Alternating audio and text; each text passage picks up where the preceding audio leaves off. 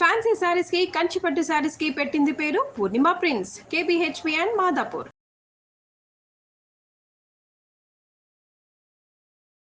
నమస్కారం.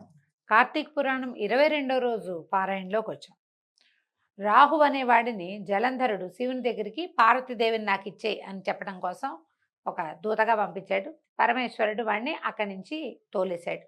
ఆ తోలేయబడినటువంటి రాహు సావు తప్పి కన్నులోటపోయినంత పనయ్యి మొత్తానికి జలంధరుని చేరి జరిగిన విషయాలన్నీ చెప్పాడు. రాహు చెప్పిన విషయాలన్నీ వినగానే కోపోద్రిక్తుడైన జలంధరుడు పరమేశ్వరుని మీద రణభేరి వేయించాడు. కోట్లాది సేనలతో కైలాసం వైపుకి దండు కదిలాడు. ఆ సందర్భంగా జలంధరునికి అగ్రభాగాన ఉన్న శుక్రుడు రాహు చేత చూడబడ్డాడు. తత్ఫలితంగా జలంధరుడి కిరీటం నేలకి పడింది. రాక్షస సేనల విమానాలతోటి కిక్కిరిసిపోయిన ఆకాశం వర్షాకాలపు మేఘావృతమైన ఆకాశంలాగా కనిపిస్తోంది.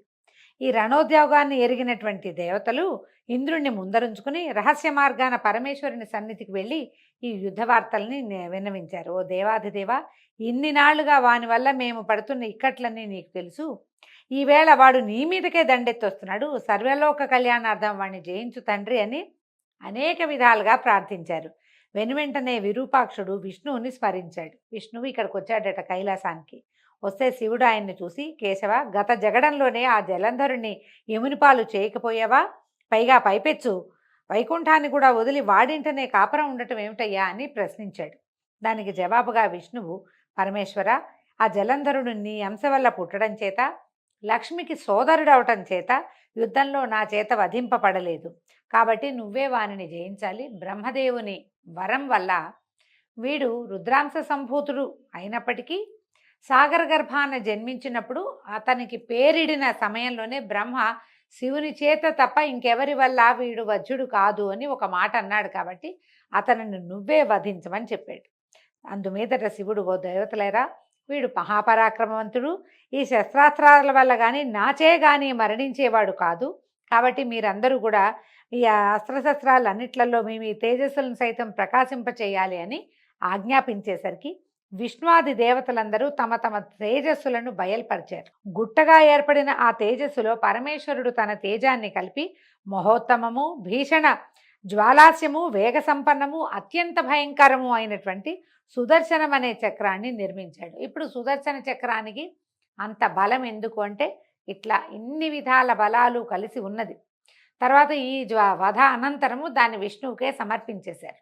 అప్పటికే 1,000,000 ఏనుగులు, 1,000,000 గుర్రాలు, 1,000,000 కాల్బలగము, కైలాస భూములకు చేరినటువంటి జలంధరుణ్ణి దేవతలు, ప్రమథగణాలు ఒక్కుమ్ముడిగా ఎదుర్కొన్నాయి.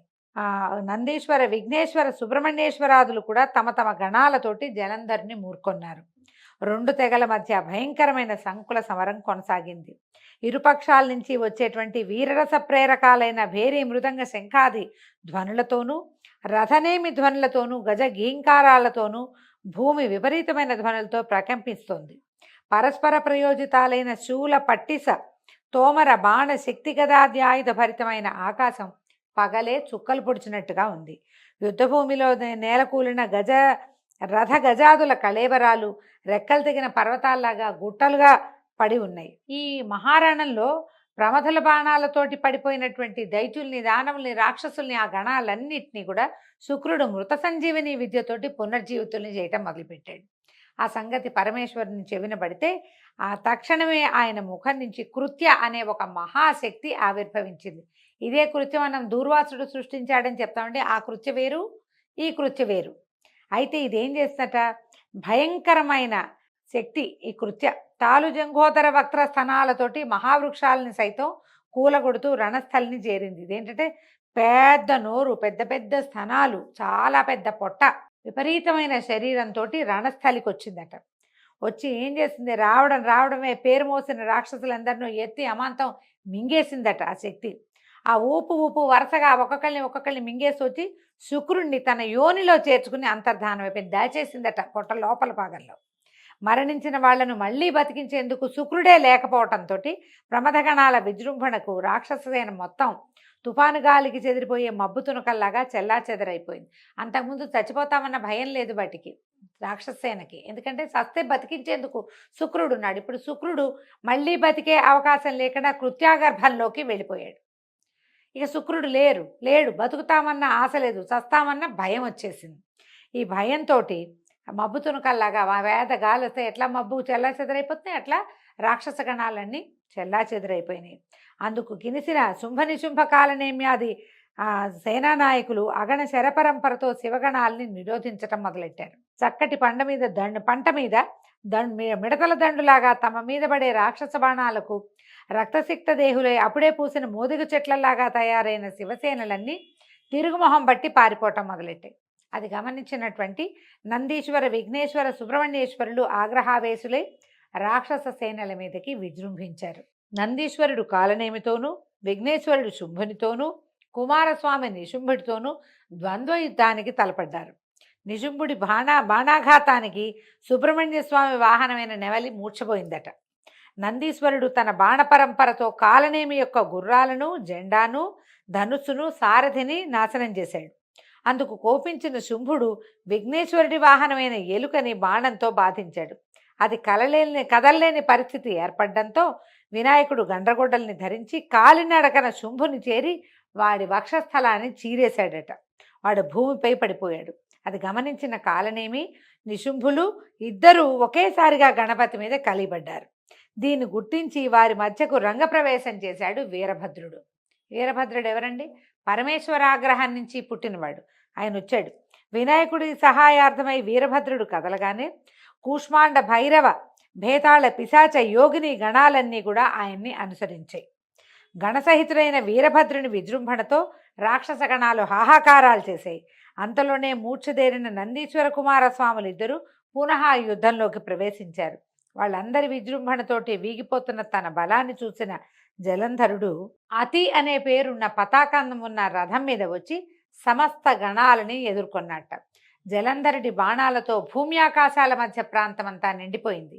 5 బాణాలతో విఘ్నేశ్వరుని, 9 బాణాలతో నందీశ్వరుని, 20 బాణాలతోటి వీరభద్రుని కొట్టి మూర్ఛపోగొట్టి భీషణమైన సింహగర్జన చేశాడు. వాడి గర్జనతోటి ముందుగా స్పృహలోకి వచ్చిన వీరభద్రుడు 7 బాణాలతో జలంధరుడి గుర్రాన్ని, పతాకాన్ని, గొడుగుని నరికేశాడు. మరో 3 బాణాలు అతని గుండెల్లో గుచ్చుకునేలాగా నాటాడు. దీంతో మండిపడిన జలంధరుడు పరిఖ అనే ఆయుధంతో వీరభద్రుడిని ఎదుర్కొన్నాడు. అద్భుతమైన యుద్ధం చేశారట. గణాలన్నీ యుద్ధం మానేసి వీళ్ళిద్దరూ చేసిన ద్వంద్వ యుద్ధాన్నే చూస్తున్నారట. ఎందుకంటే భీషణాకారుడు వీరభద్రుడు. అతన్ని ఎదుర్కొనాలంటే అవతల వాడికి ఎంత బలం కావాలి? అంత బలశాలి అయిన జలంధరుడి యుద్ధ నైపుణ్యాన్ని, వీరభద్రుడి మహాగ్రమైనటువంటి స్వరూపాన్ని ఆశ్చర్యంగా చూస్తూ గణాలని యుద్ధం మానేసి వాళ్ళకేసి చూస్తూ నుంచున్నాయట. అనంతరం ఏం చేశాడట, మళ్ళీ జలంధరుడు పరిఘాయుధాన్ని వీరభద్రుడి తల మీద ప్రయోగించాట. తలకి దెబ్బ తగిలిన వీరభద్రుడు స్పృహ తప్పి పడిపోయాట. చివరికి దేవతలందరూ ప్రార్థించారయ్యా, అందరూ పడిపోయారు, నీ కుమారులు స్పృహ తప్పి మళ్ళీ లేచారు, నీ అపరావతారమైన వీరభద్రుడు స్పృహ తప్పి పడున్నాడు, ఈ జలంధరుడు విజృంభించాడు, సేనలన్నింటినీ చంపేస్తున్నాడు, స్వామి ఏదైనా చెయ్యని పరమేశ్వరుణ్ణి విపరీతంగా ప్రార్థించారు దేవతలు. అప్పుడు ఆయన లేచొచ్చి యుద్ధానికి ఉపక్రమించాట. అతనిని యుద్ధంలో జయించడం శివుడికి శక్యం కాలేదు. ఎప్పటికీ జలంధరుడు హతుడు కాకపోవటానికి అతని భార్య అయినటువంటి కాలనేమి కుమార్తె అయిన బృంద యొక్క పాతివ్రత్యమే కారణమని విష్ణుమూర్తి గ్రహించాడు. ఆమె ముందు విష్ణుమాయని ప్రయోగించడానికి బయలుదేరాడు. అయితే అక్కడ ఏం జరిగిందట, ఇలా పరమేశ్వరుడితోటి యుద్ధానికి వెళ్ళిన తన భర్త యొక్క యోగక్షేమాల కోసం భయపడుతున్న బృంద ఒక మునీశ్వరుడి వద్దకు వెళ్ళి తన భర్త యోగక్షేమాలు తెలుసుకుందామని ఆమె బయలుదేరి వెళ్ళింది. ఆమెని విష్ణుమాయ అనుసరించింది. మనం ఈ విష్ణుమాయ అనుసరించిన బృందాదేవి ఏమవుతుందో రేపటి కథలో మళ్ళీ తెలుసుకుందామండి. ఈ రోజుతోటి 22వ రోజు పారాయణ పూర్తయింది. రేపు ఉదయం 23వ రోజు పారాయణలో మళ్ళీ కలుసుకుందాం. నమస్కారం.